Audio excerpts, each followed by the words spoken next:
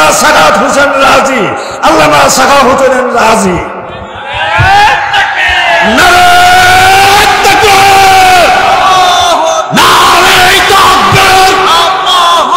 মুফতি সাখাওয়াতের আগমন, শুভেচ্ছায় স্বাগতম।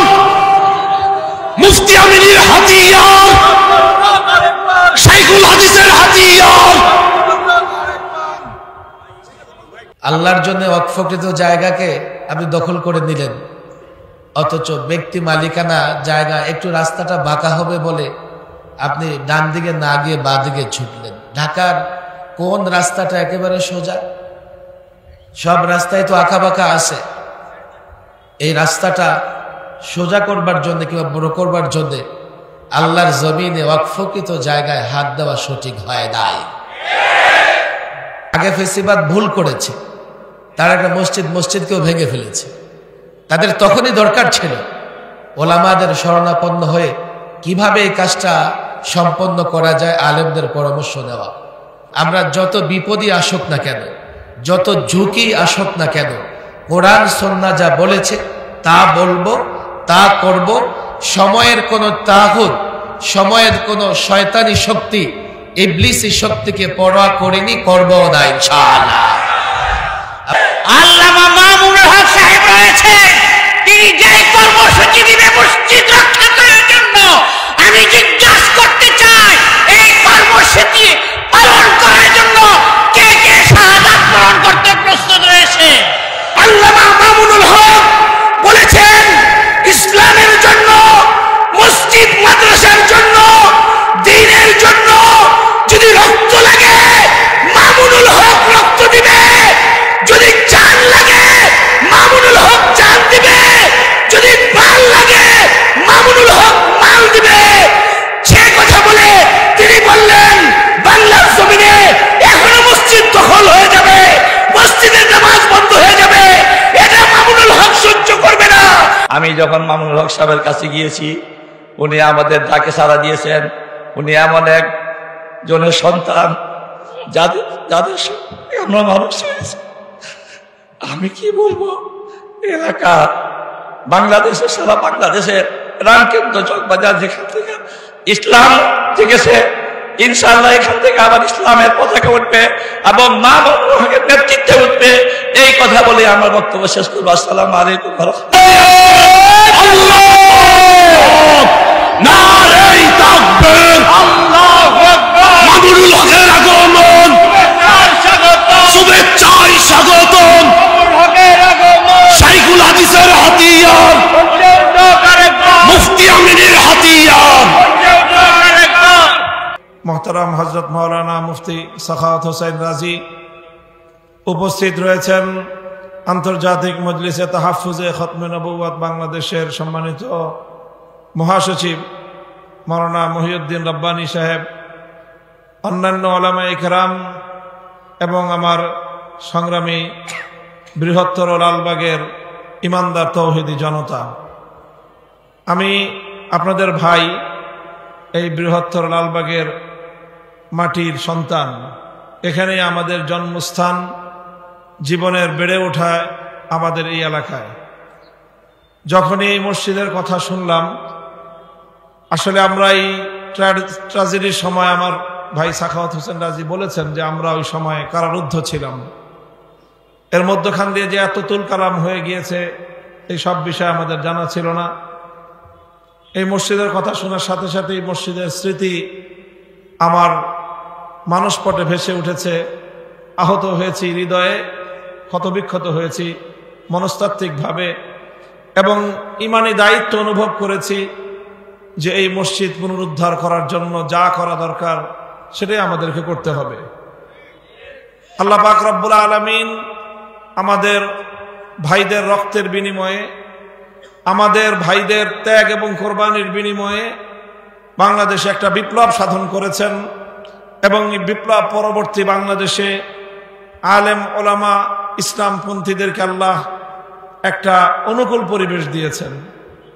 এতটুকু অনুকূল পরিবেশ রাষ্ট্র এবং সমাজ প্রশাসনের উপর কিছু প্রভাব, তারা কিছু কথা আমাদেরকে শুনে, আমাদের কথা শুনেন, এই কথাগুলো, এই প্রভাবগুলো দিয়ে আমরা কখনোই আমাদের ব্যক্তিগত জাগতিক কোনো স্বার্থ উদ্ধার করতে চাই না।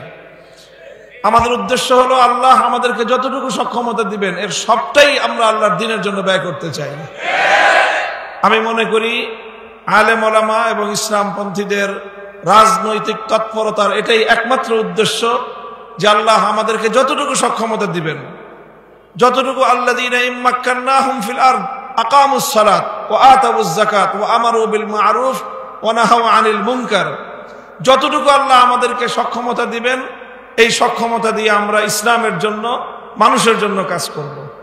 সেই দায়িত্ববোধ থেকে আজকের এই কর্মসূচি আমরা ঘোষণা করেছি এবং এই উপলক্ষে কথাটা আমাদের সকলের জন্য আমি বলছি যে দেখেন, আল্লাহর ঘর মসজিদ এর যে গুরুত্ব, এর যে তাৎপর্য, এটা আমাদের হৃদয়ে থাকা দরকার।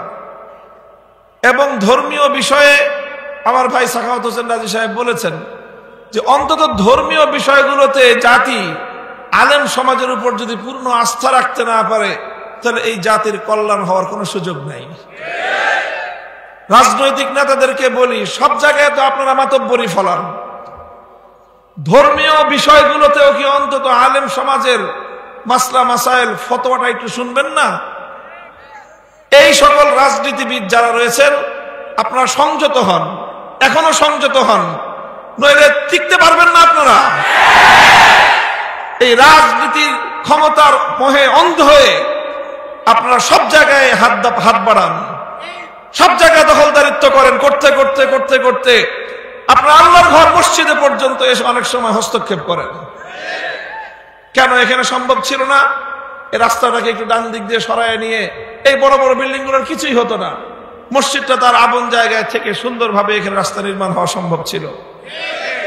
কিন্তু দেখা গেল হয়তো বা যেটা হয়েছে যে যখন তখন যাদের রাজনৈতিক স্বার্থের প্রয়োজন ছিল, এই রাজনৈতিক নেতারা টাকা খেয়ে স্থানীয় যাদের বাড়িঘর রয়েছে, যাদের বাড়িঘরে সমস্যা হতে পারে তাদের কাছ থেকে টাকা খেয়ে লাওয়ারিশ একটা পেয়েছে আল্লাহর ঘর মসজিদ, সমস্ত বাড়ি ঘরের মালিক আছে, কিন্তু মনে করা হয়েছে আল্লাহর ঘর বুঝি লাওয়ারিশ, এই লাওয়ারিশ আল্লাহর ঘরের উপর দিয়ে এই জুলুম চালানো হয়েছে। তো এটা তো শুধু আল্লাহর ঘর ভাঙা হয় নাই, সমস্ত মুসলমানদের হৃদয়ে রক্তক্ষরণ ঘটানো হয়েছে।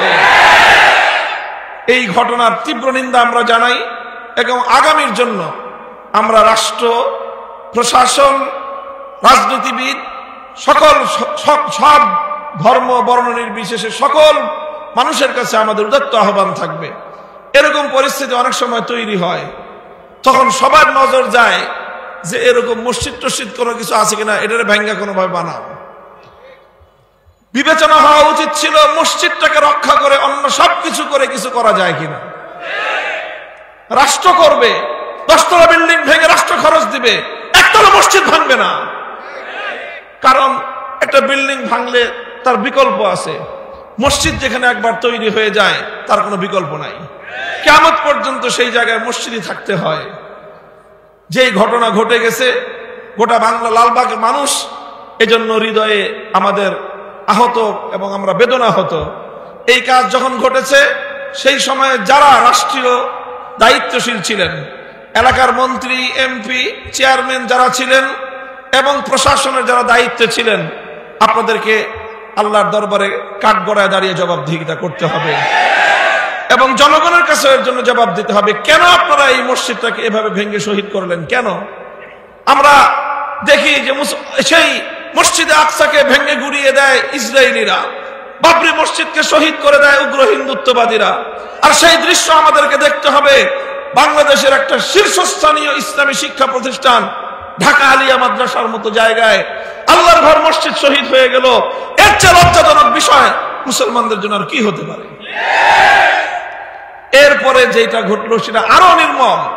সেই মসজিদের জায়গায় পরিবর্তে ভিন্ন জায়গায় মসজিদ নির্মাণের কাজ শুরু হলো, সেটাও মসজিদের জন্য 250 বছর আগের ওয়াকফকৃত জায়গা, সেখানে মসজিদ নির্মাণ হবে। সেই মসজিদ নির্মাণকে নিয়ে এত নাটক শুরু হলো, কাহিনী শুরু হলো। রাজনৈতিক পট পরিবর্তনের পর নতুন যারা রাজনৈতিক সুবিধাবাদী শ্রেণী, তারা দেখা গেল এটার থেকে আবার নিজেদের স্বার্থ উদ্ধার করার ধান্দা শুরু করে দিল। এগুলো কত দুঃখজনক বিষয়, কতটা দুঃখজনক বিষয়। এ বিষয়গুলো মুসলমানদের দেশে হওয়াটা কোনোভাবে বাঞ্ছনীয় না। আমি বিশেষ করে রাজনৈতিক দল হিসেবে বিএনপির নেতৃবৃন্দের কাছে বলবো যে দেখেন, এই সব বিষয়গুলো স্থানীয় যারা দায়িত্বশীল থাকে তারা অনেক সময় বিভ্রান্ত হয়, নিজেদের স্বার্থ উদ্ধার করার জন্য দলের ইমেজকে ব্যবহার করে।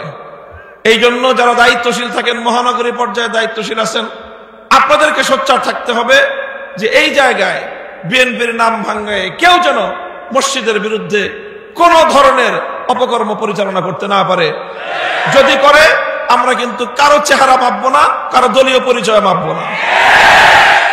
যেই করবে তার বিরুদ্ধে আমাদের কণ্ঠ উচ্চারিত হবেই। মসজিদের খতিব সাহেব সহ যাদের বিরুদ্ধে নানা ধরনের মিথ্যা হয়রানিমূলক মামলা দেওয়া হয়েছে, যারা 16টা বছর পর্যন্ত ফ্যাসিবাদের বিরুদ্ধে লড়াই করলো যে আলেম সমাজ, এখন শেখ হাসিনার সাথে তাদেরকে খুনের মামলায় আসামি দিয়ে সেই সকল নিরীহ আলেম ওলামাদের বিরুদ্ধে এই ধরনের হয়রানিমূলক কার্যকলাপ চলছে। প্রশাসনের লোকজনদেরকে বলবো, আপনাদেরও দায়িত্ব আছে। থানা যারা মামলা নিয়েছেন, এই মামলাগুলো নেওয়ার সময় আপনাদের দায়িত্ব, কর্তব্য যে এইভাবে যার তার নামে মামলা দিয়ে এখন অর্থের বাণিজ্য করতেছে, পয়সার বিনিময়ে তাদের মামলা থেকে নাম কাটানোর জন্য নানা রকম কৌশল এবং নানা রকম ষড়যন্ত্র চলছে। এই বিষয়গুলো সুরাহা হওয়া উচিত। এই বকশীবাজার মসজিদের যে খতিব সাহেব সহ নিরীহ যে সকল আলেম ওলামাদের সহ মসজিদের কমিটির যাদের নামে মিথ্যা মামলায় আওয়ামী লীগের দোসরদের সাথে বা আওয়ামী লীগের খুনিদের সাথে মিলায়ে তাদেরকে মামলায় জড়িয়ে দিয়ে তাদেরকে যে হয়রানি করা হচ্ছে, যেন তারা কেউ মসজিদের নির্মাণ কাজে অগ্রসর হতে না পারে, এই জন্য অন্য মামলায় তাদেরকে ফাঁসায় তাদেরকে এলাকা থেকে বিতাড়িত করবার এই পায়তারা শুরু হয়েছে। যদি মামলা দিতে হয় আমাদের নামে দিয়ে, মসজিদ হবে, মসজিদের যারা দায়িত্বশীল, যদি কারো কোনো বক্তব্য থাকে, সাখাওয়াত হোসেন রাজি সাহেব হুজুর বলছেন লালবাগ মাদ্রাসা আছে, এখানে আমাদের মার্কাজ, এটা বাংলাদেশের একটা কেন্দ্রীয় শিক্ষা প্রতিষ্ঠান, এখানে দারুল ইফতা আছে। আসেন, যে কারো কোনো অভিযোগ থাকলে, প্রমাণ থাকলে আপনারা যে কোনো সময় আসেন, 24 ঘন্টা আপনাদের জন্য দুয়ার খোলা, সমস্ত বক্তব্য শোনা হবে। যদি কেউ এক পয়সার কোনো বঞ্চনা কারো কপালে জুটে থাকে, তাদের সমস্ত বঞ্চনার বিরুদ্ধে আমরা রুখে দাঁড়াবো। আপনার ন্যায্য অধিকার আদায় করার জন্য যা করতে হয় তাই আমরা করব। কেউ বঞ্চিত হোক, তার প্রাপ্য অধিকার থেকে আমরা চাই না।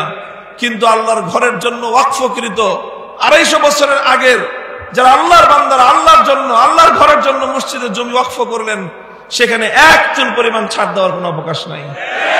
কার জমি কে কাকে দিবে? কার জমি কে কাকে দিবে? মসজিদের জমি আরেকজন দেওয়ার, পুরো কমিটি মিলে মসজিদের জমি আরেকজনকে 1 ইঞ্চি দেওয়ার অধিকার রাখে না। কাজেই সুন্দরভাবে মসজিদের কাজ আজকে উদ্বোধন হবে।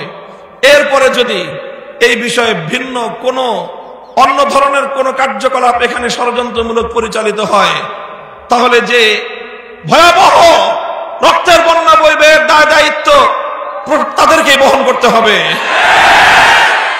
মসজিদের জন্য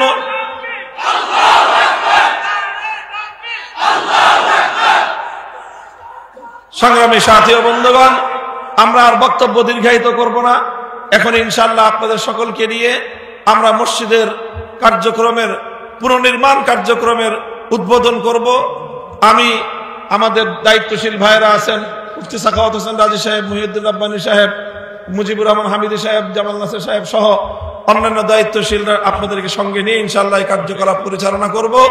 এটা আপনাদের গোটা এলাকাবাসীর কাছে আমানত থাকলো যে এখানে যেন কোনো ধরনের কোনো অপ্রীতিকর কোনো ঘটনা যেন সংঘটিত না হয়। শান্তিপ্রিয়ভাবে নিয়মতান্ত্রিক উপায়ে আইন শৃঙ্খলার প্রতি সর্বোচ্চ সম্মান রক্ষা করে আমরা আমাদের সকল কার্যকলাপ পরিচালনা করব এবং আমরা কোনো পরিস্থিতিতেই আমাদের ঈমানি দায়িত্ব থেকে এক চুল পরিমাণ পিছপা হওয়ার সুযোগ নেই। আল্লাহ পাক আমাদের সকলকে তৌফিক দান করুন। ওয়া আখিরু দাওয়ানা আলহামদুলিল্লাহি রাব্বিল আলামিন। দোয়া ইনশাআল্লাহ আমরা মসজিদের কার্যকলাপ উদ্বোধন করার পরেই, কার্যক্রম উদ্বোধন করার পরে ওখানে দোয়া হবে ইনশাআল্লাহ। মসজিদ আল্লাহর ঘর, যেইখানে মসজিদ করে সেজদা করা হয়, ওই মসজিদ ওইখানে রাখতে হয়, তার চেয়ে পরিবর্তন করা যায় না। অত্যন্ত পরিতাপের বিষয়, জালিম সরকার, ফ্যাসিস্ট আওয়ামী লীগ সরকার সেই মসজিদকে ওইখান থেকে সরানোর ষড়যন্ত্র করেছিল। এই সরকারে এখন নেই, তার হুকুম থাকতে পারে না। মসজিদ যেখানে ছিল সেখানে থাকবে। যদি কোনো অপশক্তি মসজিদকে ওইখানে করতে না দেয়, এদেশের তাওহীদি জনতা প্রয়োজনে শাহাদাত বরণ করবে, মসজিদকে তার স্বস্থানে করবে। সংগ্রামী তাওহীদি জনতা, আপনারা জানেন সুবহানবাগ মসজিদ এক সময় রাস্তা বাঁকা হয়ে গেছে, কিন্তু মসজিদের জায়গায় ছিল। ঠিক তদ্রূপ ভাবে এখানে প্রয়োজনে রাস্তা অন্যদিকে যাবে, মসজিদের স্থানে রাখতে হবে। ভেঙে খান করে দিয়ে তারা জুলুম করেছে, আমাদের মুসলিমদের উপরে জুলুম করেছে, তাওহীদি জনতার উপরে জুলুম করেছে। আজকে মহান আল্লাহ তাআলা তাদেরকে এমন নাস্তানাবুদ করে পতন করেছে যে তাদের অস্তিত্ব বিলীন হয়ে গিয়েছে। কিন্তু আজকে এখানে তারা এই জালেমরাই পার্শ্ববর্তী যে জায়গায় মসজিদ নির্মাণের পরিকল্পনা করেছে, সেখানে তারাই কিন্তু উদ্বোধন করেছে। তারা জানেন তাদের উদ্বোধনে মসজিদ হবে না, মসজিদ হবে আলেম ওলামাদের উদ্বোধনের মাধ্যমে। আমি শুধু একটি প্রস্তাব রাখতে চাই। আজকে আমি মসজিদে নামাজ পড়ার সময় মসজিদের যে খতিব ইমাম সাহেব বলেছেন যে এই মসজিদের রড এবং সিমেন্ট চুরি করে নিয়ে যাওয়া হয়েছে। আমি বলবো আজকে এই মসজিদের যারা দাতা, যারা এই মসজিদের পিছনের জায়গায় অধিবাসী ছিল, তারা এখানে জায়গা দাবি করে। আমি দাবি করব এই আলেম ওলামাদের মাধ্যমে 11 জনের একটা কমিটি করে এই যারা এই মসজিদের দাতা ছিলেন তাদের কি হাল হকিকত, তাদের উপরে জুলুম হয়ে থাকে, সেটাও যাতে বিবেচনা করা হয়। আপনারা জানেন একটি কূপের ভিতরে যে একটা মরা ইঁদুর থাকে, তাহলে ইঁদুর যদি ফেলে না দেন তাহলে যতই পানি উঠান সেটা পরিষ্কার হবে না। আমি অনুরোধ করব এই যারা এই মসজিদের দাতা, তাদের যারা ওলি ওয়ারিস, যারা বিভিন্নভাবে বাধা দিচ্ছে, একটি কমিটি করে তাদেরকে ডেকে নেন। ডেকে নিয়ে তাদের কি দাবি, তাদের কি কাগজপত্র আছে, যদি তারা পাওনাদার থাকে, তারা যদি হকদার থাকে, তাহলে সিটি কর্পোরেশন থেকে আপনারা তাদের এই জমির মূল্য আদায় করে দেন। তাহলে তাদের আর কোনো দাবি থাকবে না। আমাদের আলেম ওলামারা আজকে এই মসজিদ উদ্বোধন করে যাবে। আমি মনে করি এটা তর করে এগিয়ে যাবে ইনশাল্লাহ। আমরা সবাই এই তাওহীদি জনতা ওনাদের পিছনে আসি। এই বলে আমার সংক্ষিপ্ত আলোচনা শেষ করলাম। আসসালামু আলাইকুম ওয়া রাহমাতুল্লাহি ওয়া বারাকাতুহু।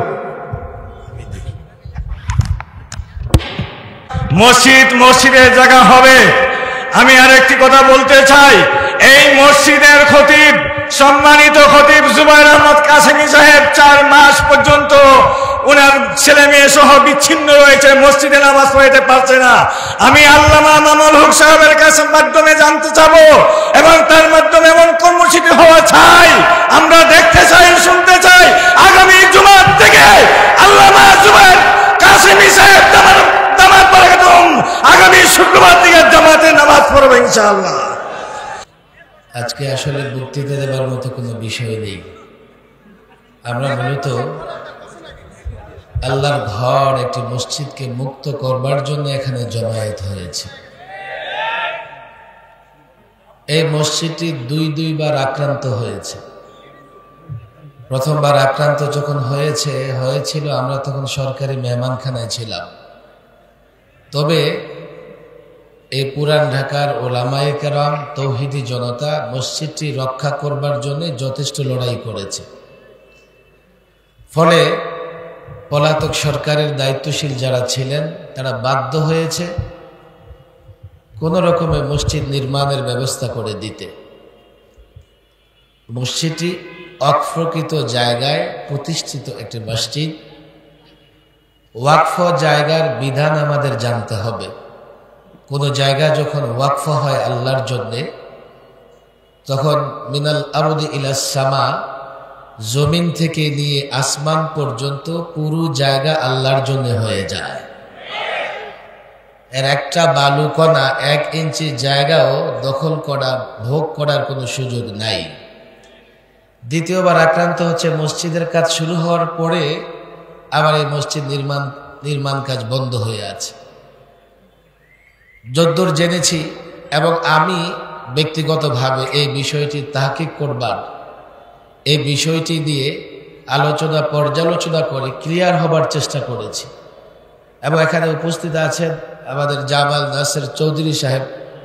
আমি ওনাকে বলেছি আপনি আগে লালবাগে আসেন, আমাদের লালবাগ জামিয়ার দারুল ইফতার যিনি প্রধান, ওনার সঙ্গে বৈঠকে বসেন। আপনি পুরো বিষয়টা লালবাগ জামিয়ার দারুল ইফতার প্রধানকে বুঝিয়ে বলেন এই জায়গাটা কিভাবে ওয়াকফ হয়েছে, যারা দাবি করছে তাদের দাবি করার মতো কোনো সুযোগ আছে না নাই, এবং যেটুকু জায়গা মসজিদের জন্য ওয়াকফ করা হয়েছে সেই জায়গাটা মসজিদের জন্য আছে না কোনোভাবে বেদখল হয়ে গেছে। প্রথমবার যখন ফেসিবাদের আমলে মসজিদ আক্রান্ত হয় তো যদ্দূর আমি দেখতে পাচ্ছি মসজিদের জায়গা রাস্তার জন্য ছেড়ে দিয়ে মসজিদটাকে ভেতরে নিয়ে যাওয়া হয়েছে। আল্লাহর জন্য ওয়াকফকৃত জায়গাকে আপনি দখল করে নিলেন, অথচ ব্যক্তি মালিকানা জায়গা একটু রাস্তাটা বাঁকা হবে বলে আপনি ডান দিকে না গিয়ে বাঁ দিকে ছুটলেন। ঢাকার কোন রাস্তাটা একেবারে সোজা? সব রাস্তায় তো আঁকা বাঁকা আছে। এই রাস্তাটা সোজা করবার জন্য কিংবা বড় করবার জন্য আল্লাহর জমিনে ওয়াকফকৃত জায়গায় হাত দেওয়া সঠিক হয় নাই। যখন লালবাগ জামিয়ার দারুল ইফতার প্রধান মুফতি ইয়াহিয়া সাহেব আমাদেরকে ক্লিয়ার করলেন যে না, এটি ওয়াকফকৃত জায়গায় মসজিদ এবং এটা অনেক পুরনো মসজিদ এবং যারা দাবি করছে তাদের দাবি করবার মতো কোনো ধরনের এভিডেন্স নাই। উভয় পক্ষই লালবাগ জামিয়া দারুল ইফতায় গিয়েছিল। আমরা যখন নিশ্চিত হয়েই আজকে এখানে মসজিদটির পুনর্নির্মাণের কাজ যাতে শুরু হয়, মূলত এই জন্যে এখানে আসা। আমি পুরান ঢাকার ইমাম, ওলামা, খতিবদের কাছে সবিনয় অনুরোধ করব, আগে যেভাবে সংগ্রাম করেছিলেন, আগে যদি আপনারা সংগ্রাম না করতেন তাহলে এই মসজিদ শুধু ভাঙ্গাই হইতো, নির্মাণ হতো না। আপনারা সজাগ থাকবেন, এই মসজিদ যেন পুনর্নির্মিত হয়। এবং একটা বিষয় মনে রাখতে হবে যে আমরা এখানে কোনো কাজ করতে পারবো না মুফতিয়ানে কেরামের ফতোয়া ছাড়া, শরীয়তের নির্দেশনা ছাড়া। আগে ফেসিবাদ ভুল করেছে, তারা একটা মসজিদকেও ভেঙে ফেলেছে। তাদের তখনই দরকার ছিল ওলামাদের শরণাপন্ন হয়ে কিভাবে এই কাজটা সম্পন্ন করা যায় আলেমদের পরামর্শ দেওয়া। মসজিদের 1 ইঞ্চি জায়গাও যেন বেহাত না হয়, বেদখল না হয়। যেটুকু জায়গা ওয়াকফ করে দিয়ে গেছেন ওয়াকিফ, ততটুকু জায়গা মসজিদের জন্য থাকতে হবে। মসজিদ পুনর্নির্মাণ হবে। আর পুরান ঢাকার আমি আমার মুসল্লি ভাইদের বলি, আপনাদের প্রতি অবশ্যই কৃতজ্ঞতা যে পুরান ঢাকার সাধারণ মুসল্লি ভাইয়েরা দিনদার, অত্যন্ত দিনপ্রিয় এবং ইসলামপ্রিয় হয়ে থাকে।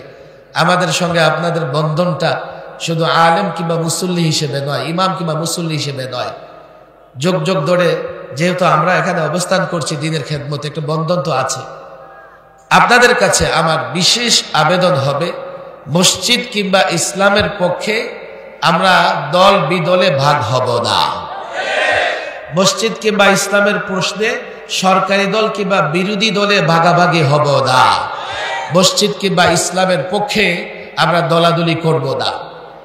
ওলামাদের সঙ্গে থাকব, ওলামাদের নেতৃত্বে, ওলামাদেরকে সামনে রেখে আমরা দ্বীনের প্রত্যেকটা কাজ করব, ইসলামের প্রত্যেকটা কাজ করব।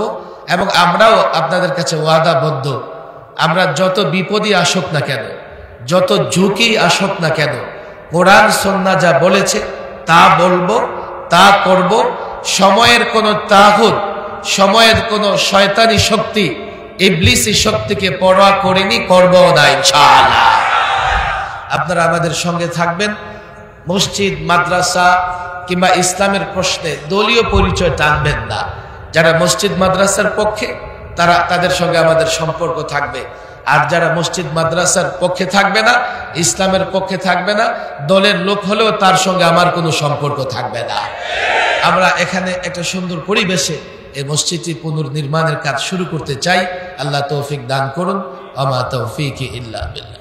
মুসলিম ভাইদের নিকট আমার প্রশ্ন, এটা কি বাংলাদেশ না মুশরিক রাষ্ট্র ইন্ডিয়া?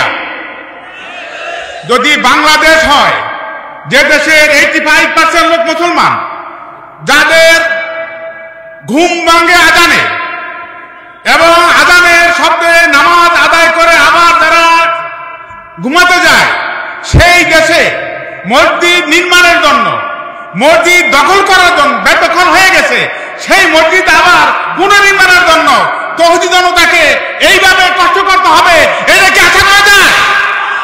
অতএব যে শক্তি যারাই হয়ে থাকুন না কেন, তৌহিদি জনতার হৃদয়ে আঘাত করবেন না।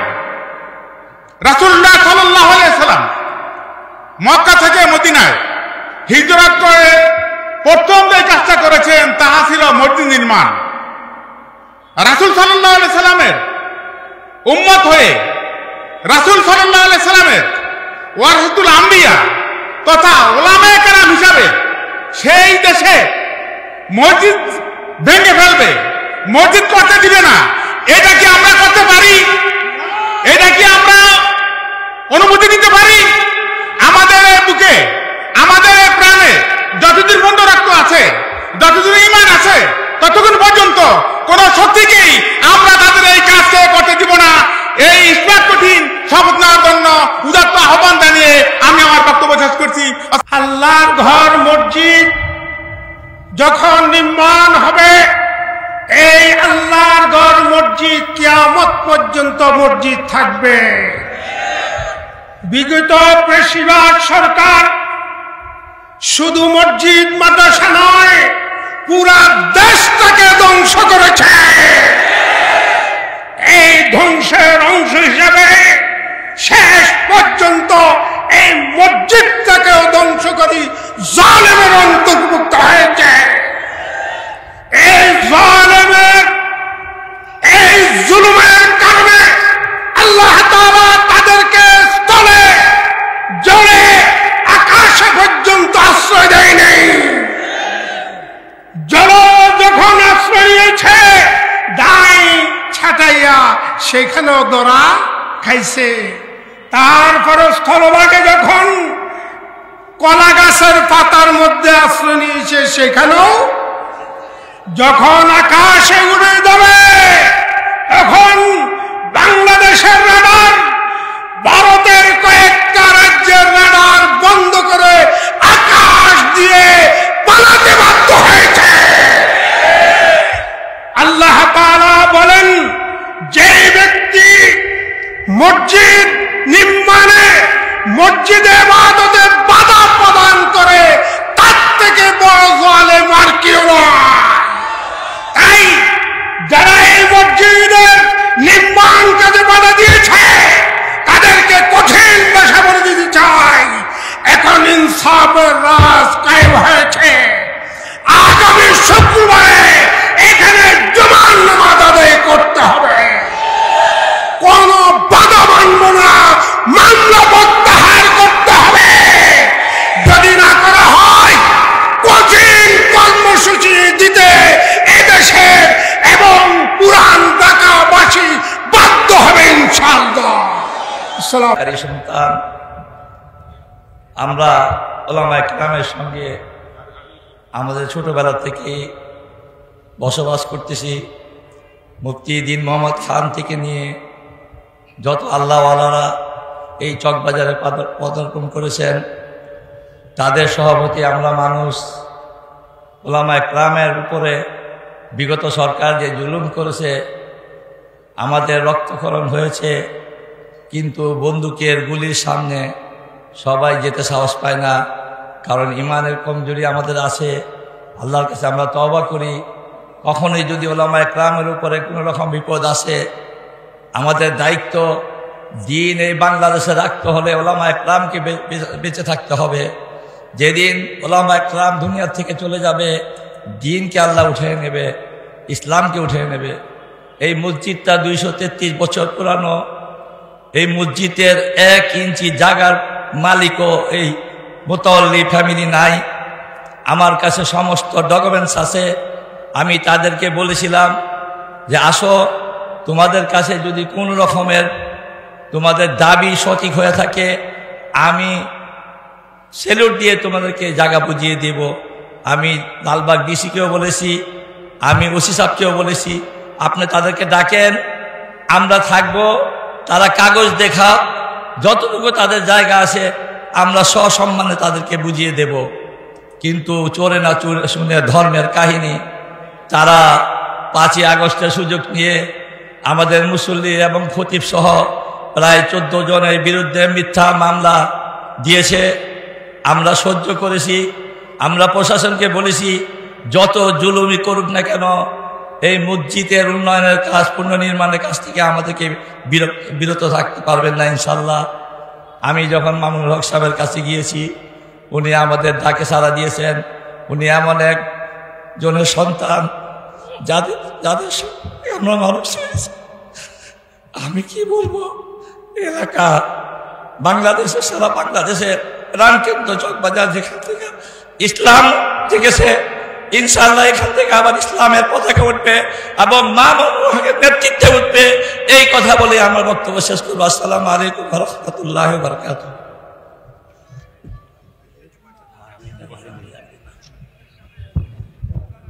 সম্মানিত তৌহিদি জনতা, আপনারা যার অধীর আগ্রহে জুমার নামাজ পড়ে না খেয়ে আল্লাহর ঘরের মহব্বতে এখানে একত্রিত হয়েছেন, আমাদের আজকের প্রধান অতিথি জনাব আল্লামা মামুনুল হক সাহেবের জন্য, তার কথা শোনার জন্য, তার বজ্র কঠিন ধ্বনি শোনার জন্য আপনারা এখানে একত্রিত হয়েছেন। আমি তার সম্পর্কে একটা কথা বলতে চাই। আমরা তার মাদ্রাসা জামিয়া রহমানিয়ায় গিয়েছিলাম, যাওয়ার পরে